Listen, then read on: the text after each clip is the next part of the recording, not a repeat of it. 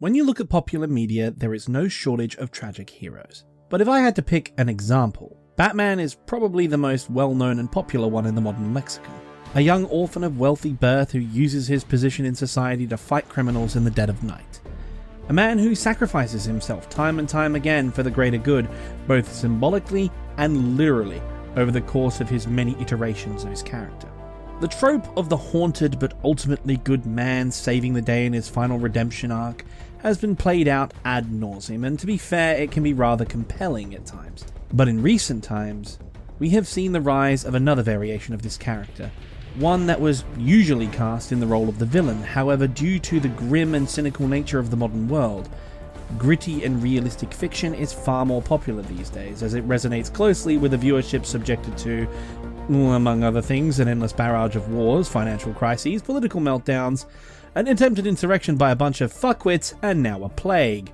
The type of character to which I am referring to is, of course, the anti-hero. But not just any kind of anti-hero. I am talking about the best kind of anti-hero, the tortured genius. Now, given that I've brought up Batman for the first example, to appease the gods of the internet and the algorithm, I'm gonna have to do Marvel as well. Otherwise, there will be hell to pay. And thus, we have to talk about the man who, until he was played by one of the most charismatic men in history, no one ever talked about. Tony Stark. Like Batman, he was orphaned at a younger age and forced to grow up very quickly. Like Batman, he was the heir to a financial empire which spanned the globe, providing him with the means to pursue his heroic endeavours. And like Batman, he always kept up the facade of the playboy to hide his true self. One of a damaged, lonely, and ultimately terrible man, who is living out his days trying to escape his demons rather than confront them. What distinguishes the main characters from each other, that being Batman and Iron Man, is that while Bruce Wayne is most definitely an intelligent man with a good education and practical problem-solving skills, he is a businessman turned vigilante. Fox and Alfred are the men behind most of his gadgets, armor, and vehicles, almost all of which are designed and prototyped by the engineering team of Wayne Enterprises. Tony Stark, on the other hand, is a genius. He is uniquely gifted in engineering as well as all forms of scientific knowledge, including programming, coding, theoretical physics, artificial intelligence, time travel, and God knows what else. But what truly separates him from Batman is that Tony Stark has a superpower.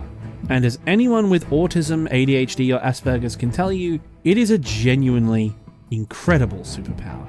In fact, it might even be the most incredible superpower of all. He can overcome his issues to simulate humanity. Bruce Wayne plays the stoic loner, but he's still a normal guy.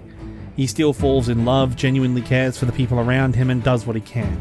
And it can't be disputed that Tony Stark does all of these things as well. But when we first meet Tony Stark, and through his self-destructive antics across the Marvel Cinematic Universe, we don't see a dark, brooding man with a heart of gold like Bruce Wayne. No, we see a man who is quick to anger, a man constantly exerting his intellectual superiority over others, a man continuously acting with the absolute certainty that he is right, and as a result, doesn't even bother to check with anyone to make sure that he is.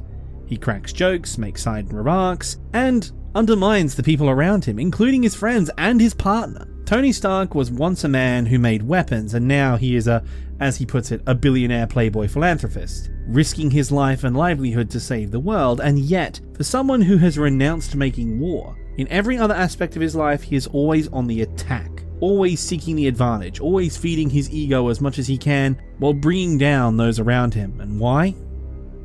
Because he's scared. He is scared shitless of a world that doesn't understand. He acts the cool, tough hero. He acts the wise-cracking genius because that's what society tells people like him that they have to be. That's what cool nerds are. But the reality is, Tony Stark is a man that no one, not even his wife Pepper, can understand. Not fully, anyway. So why am I talking about this? I'm an anime channel, not a Marvel channel. And that is a fair criticism, to be sure. But what's made me talk about this is that I have had the joy of watching two pieces of media that made me consider this topic of the tragic genius. And the fact that they were so closely related when it was only by coincidence that I watched them together was a sign of fate that I just couldn't ignore. Let us start with the 3D entertainment that spawned this video. While trolling through Netflix, I was preparing myself to watch Fullmetal Alchemist Brotherhood, which I have started as of the time of reading this. A show which I have been putting off for years ever since I first tried and failed to get into it when I was a brand new anime fan. And while scrolling through, I stopped at the Netflix original section, hovering over a show called The Queens Gambit. The premise is quite simple. It follows the story of Beth Harmon, a girl who was orphaned at a young age due to an auto accident and is shipped off to an orphanage. While there, she demonstrates that she has an incredible latent ability for science and mathematics, but it is also obvious that she has a very hard time relating and connecting to others, adapting to social situations, and coping with a mind that is constantly racing. This isn't helped by the fact that in the 1960s, institutions were perfectly comfortable with drugging kids to make them more amenable to their religious indoctrination. And so you provide a girl who has an addiction to neurological stimuli with stimulants. This ends as well as you can expect. But Beth, while cleaning erasers, stumbles across the janitor playing chess in the basement, doing problems and testing openings. This immediately interests her, and through an ever-developing story, we see how Beth is slowly consumed by the game and how her life slowly unravels due to her mental hang-ups. Now, I could gush about the show's production, and if I'm being honest, it's one of the best series Netflix has done. In fact, I might go as far to say that it is the best show they've ever done. At least by enjoyment, anyway. But what I really want to talk about is how they show Beth's headspace. When she is alone and in her room, in her solitude, after taking her tranquilizers, Beth stares at the roof and plays entire games of chess in her head. It's something truly remarkable to watch and is so well done, it will leave you absolutely staggered. But it truly does capture the autistic savant experience, in which you can become so invested with something, so truly and uncompromisingly obsessed, that you can think of nothing but the game, refining it to its ultimate conclusion, constantly going through the options and decisions you can make until you reach what you consider the perfect outcome. And when you combine that mindset, that laser focus on perfection, that ultimate refinement of your obsession, when you combine that with an addictive personality, it is a recipe for personal implosion like you could not even begin to fathom. Alcohol, drugs, bad diet, casual relationships, destructive relationships, and the all-consuming inability to fathom your own flaws.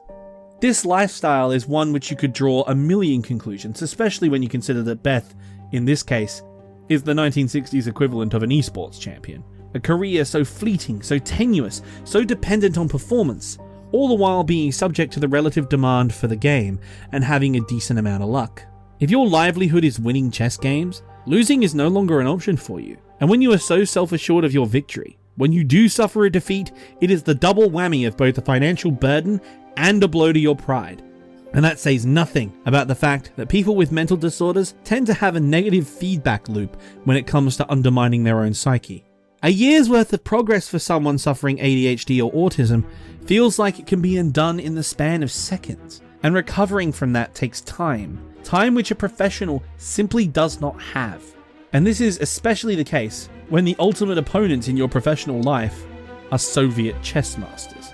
You don't have to be a history nerd, a chess player, or a socialist, of which I am all three, to know that the Soviet and later Russian chess players have a reputation for being the best in the world. And the idea that you can suffer crippling defeats, struggle with substance addiction, push away and alienate your friends and family, only to be forced by professional necessity to face off against a juggernaut which you have simply no hope of beating.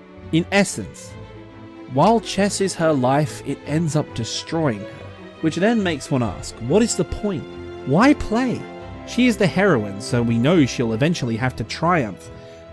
But she reaches a point where we just can't see a way out for her. And yet the answer is right in front of you. But if you want to go looking, you can find that answer somewhere else. You can find it in the anime world. Because while I watched this masterpiece of a show, I also watched what has gone down in our community as a modern classic. A show with a dedicated fandom which I now consider myself a part of. No game, no life.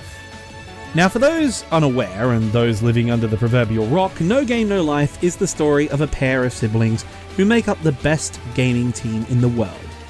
Blank. One day, while conducting some online shenanigans, they are challenged to a game of chess via a mysterious email. This email asks them if they think they were born in the wrong world, and if so, would they like to prove it? Being the best gamers out there, they naturally accept. And what follows is a game which stretches the two heroes to the absolute limit. Shiro is a savant calculator and can run numbers in her head faster than many computers, let alone human beings. Sora, meanwhile, is a high-function autist, and ironically enough, so am I. Only he is a much more gifted and intelligent man than I am, because he is of course a wish-fulfillment protagonist. He is an avid gamer with an excellent reaction time, quick thinking, and is no slouch himself to game theory and calculation, although he has a much stronger grasp on the theoretical and psychological aspects of a game, as opposed to his sister's purely mechanical expertise. In any case, they manage to defeat their opponent, who sends them another email, asking them, if you could be in a world decided by games, would you leave this one? This is of course a no-brainer question to ask two people who never leave their house for the sake of playing video games. And so away to the fantasy world we go. Turns out the person who invited them to this world was God. And having won the War of the Gods way back when, he designed a world which could only resolve its issues by playing games. He set up his own 10 commandments around said games, called the Pledges, and has essentially invited the two best gamers he could find from all the parallel universes nearby, as Sora and Shiro were the only ones who could beat him. As such, he wants them to become strong enough to challenge him again on his terms. To do this, they need to compete against the denizens of this world to succeed. All pretty standard stuff from an isekai, to be honest, and I will give it credit for being more imaginative than the others. Given that I am a Log Horizon stan and an SAO defender, No Game No Life really does earn its points with me for this alone. But this video is not a review, rather an analysis of how they portray gifted neurodivergent people, and how they are as people. And if Queens Gambit was a demonstration of how self-destructive and ultimately self-isolating such conditions tend to be, No Game No Life shows us just how much value these people add to the world in which we live, and just how their unique understanding of the world gives us an insight where otherwise we would be blind. Shiro's portrayal, I think, is something that a lot of people suffering from the isolating effects of intellectual brilliance will recognise. Confining her to an institution at a young age, with people in disbelief of her ability, and more overtly, the tendency for people to view her as simply a vessel for her talent. People with these gifts are only viewed as objects that contain their raw talent themselves, rather than actual human beings, with consideration being given only to ways to which to exploit these people.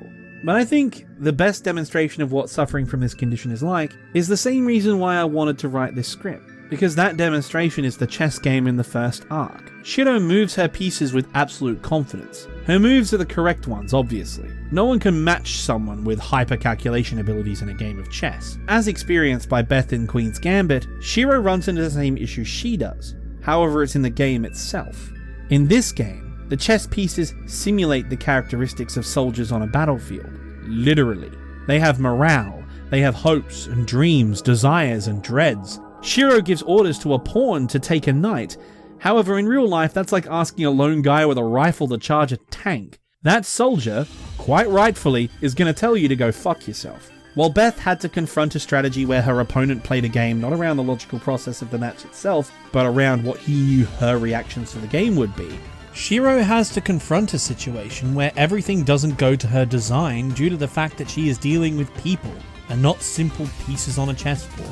Her perfect calculations and plans are undone by her simple inability to read and understand human beings. But that's not only where the problem begins. As you notice, the first time her orders are not followed, the entire process is now put on hold, and Shiro needs to recalculate, and as the optimal sequence is now no longer applicable due to the changing of the tactical situation, Shiro quite simply falls to pieces. And it's something that most neurodivergent people can relate to. People who suffer from these conditions, especially those with autism, as well as those with a hyper-rational mind, have a tendency to rely on structure, they rely on order. Beth Harmon and Shiro both touch on this respectively, saying that when playing games, whether it be chess or anything else, there are always a strict set of rules with win conditions and loss conditions, a clear delineation of what can and cannot be done within the confines of a game. In fact, a recently airing anime, bottom tier character Tomozaki puts it rather succinctly: life is unbalanced, it's a garbage game. Keyword: balance. For those people who are weird, people who are outcasts, those far ahead or far behind others, either intellectually or socially, there is a reason why we all gravitate to games and competition. Why all of us deep down feel a connection to them.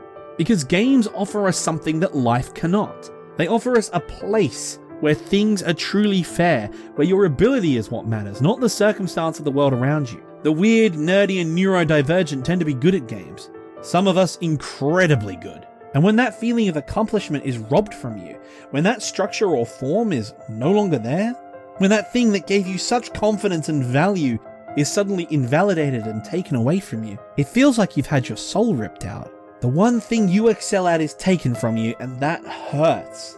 But life, such as it is, goes on. We have to keep moving forward, but when stuck in a rut with no way out, it is very easy for one to simply ask how. How can we get out? But as I hinted at the start, this show has the answer, and it's staring you in the face. In the second to last episode of the show, Sora, Shiro's brother, asks the important question to the episode's antagonist. When was the last time you had fun playing a game? And that's important to ask, because what are games other than a way to enjoy our lives? And if you aren't enjoying them, if you aren't enjoying playing the game, then what's the point? And the more I think about it, the more the answer becomes clear. We play games because they are fun, but more than that, we play them because they are fair. They give us an experience that we can't get anywhere else in our lives. But that's not it either. There is one more key element. One singular theme that No Game No Life reiterates over and over again, and it proves to be, ultimately, how Beth Harmon overcomes her struggles in the Queen's Gambit. Why are blanks so powerful? Why do the Soviets dominate at chess? How do you overcome a challenge that appears insurmountable, and most valuable of all, how do you have fun in a world which leaves you isolated? How do you overcome that through playing games? The answer is simple. You don't play alone. When down and out and in a corner and having no way forward, Sora steps up and comes to Shiro's rescue. And likewise, when Beth is staring down the world champion with one day left to play, it's not the might of their towering intellects, the machinations of the plot, or just getting lucky. No, it's her friends coming to her aid, but in a very specific way. You see, all of us have our own skills, our own hobbies and interests. We each have a unique formula to what makes us who we are. And in the case of the neurodivergent, this is taken to an extreme. This can often feel like a prison. This feels like we are alienated from our peers. Genius seems to be a curse, a tragic twist of fate that grants us infinite power while taking away life's meaning. However, this is but an illusion. It is a construct of our own stupid human brains. What No Game No Life and Queen's Gambit both illustrate better than anything is that what gives us strength, what makes a game worth playing, what makes life worth living, is the people we play it with. And that the route to victory is not through brute force, it's not through luck, and it sure as hell is not through cheating. It's through the fact that everyone sees the world different. Everyone sees a different solution to the problem. The realization that there is no right way, there is no wrong way, there's no one way of doing things. There's only your way of doing things. There is only your way. And sometimes, it takes some friends to help you find it. I've been Posada's Pac-Man. Look after each other out there. See you next time.